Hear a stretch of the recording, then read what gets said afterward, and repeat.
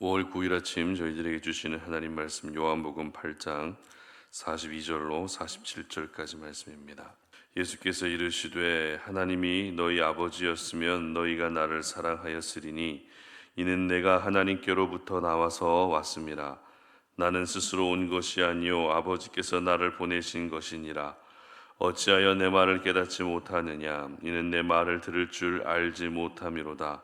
너희는 너희 아비 마귀에게서 났으니 너희 아비의 욕심대로 너희도 행하고자 하느니라.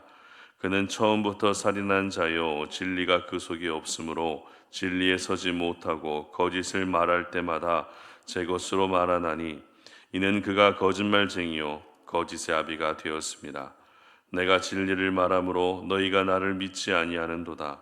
너희 중에 누가 나를 죄로 책잡겠느냐? 내가 진리를 말하는데도 어찌하여 나를 믿지 아니하느냐?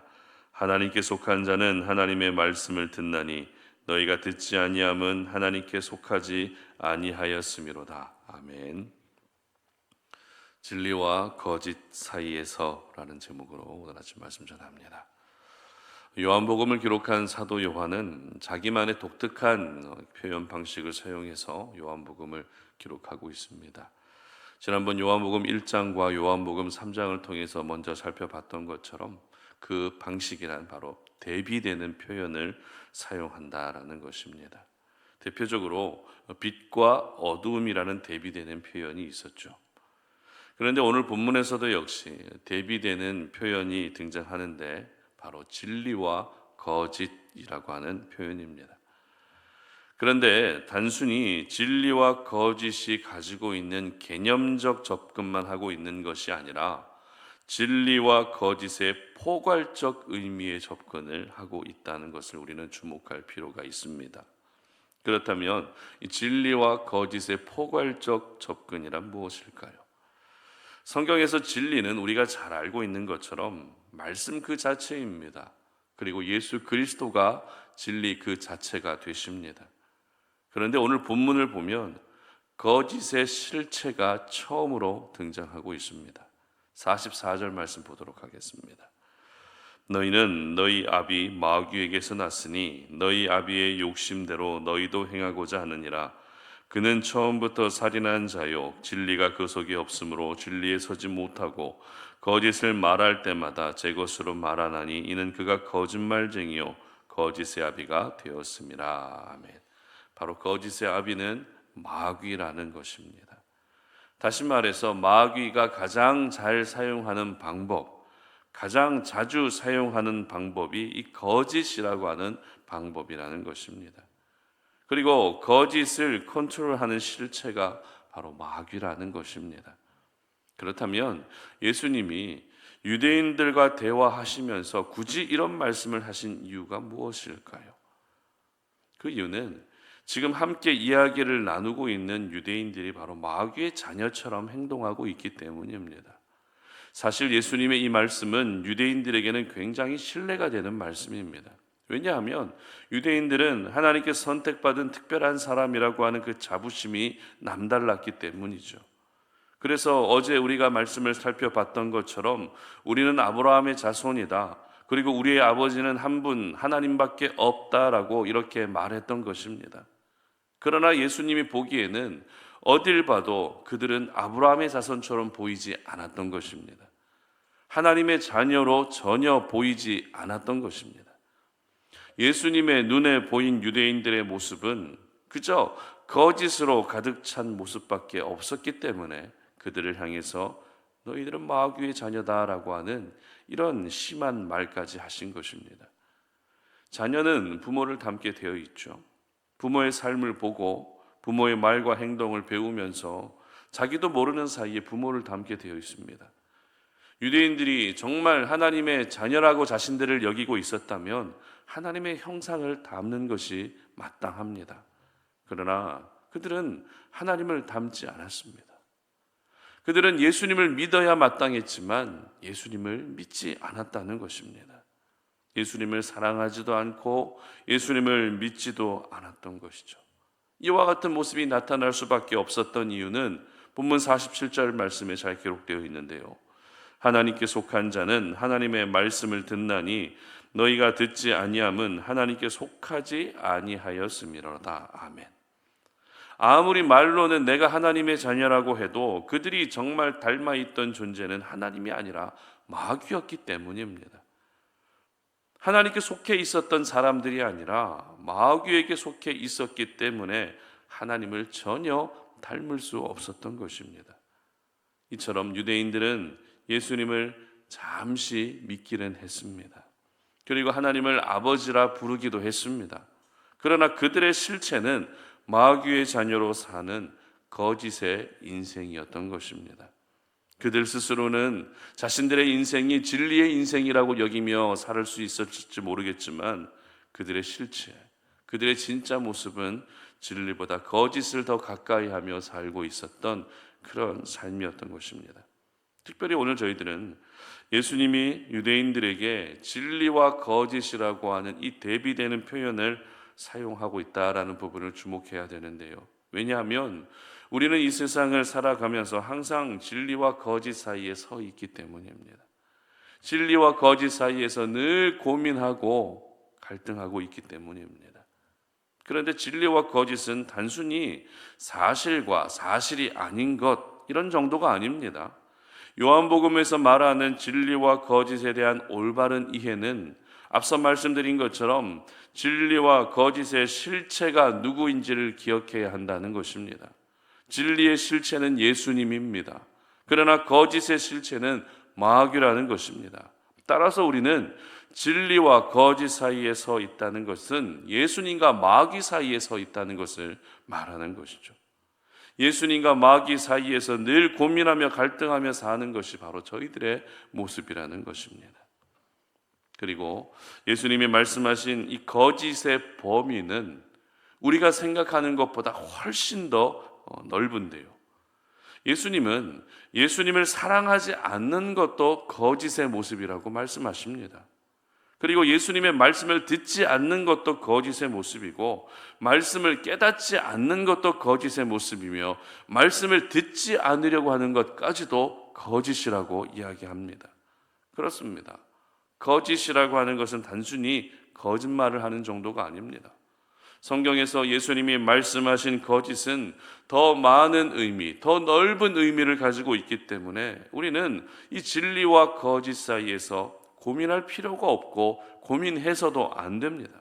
그저 내 안에 있는 모든 복잡한 생각들을 내려놓고 진리 대신 예수님을 믿고 오늘도 의지하면 되는 것입니다.